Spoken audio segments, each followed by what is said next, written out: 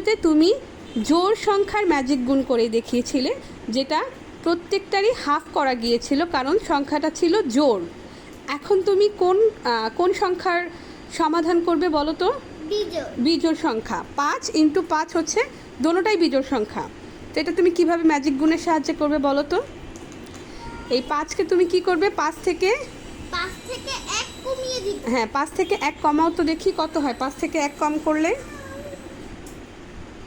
5 থেকে 1 এটা দিতে হবে না, লিখো তুমি কত হবে। 4। হ্যাঁ 4। 4-এর হাফ কত? 4-এর হাফ 2। হ্যাঁ, নিচে এখানে লিখো 2।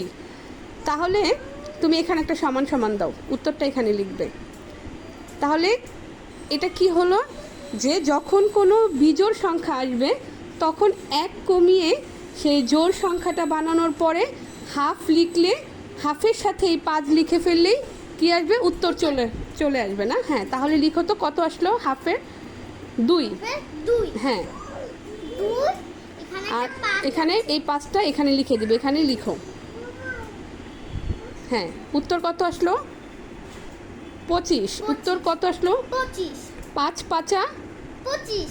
হ্যাঁ, 5-এর ঘরেও যখন তুমি নামতা পড়বে তখন কি আসবে? উত্তর 25। 25।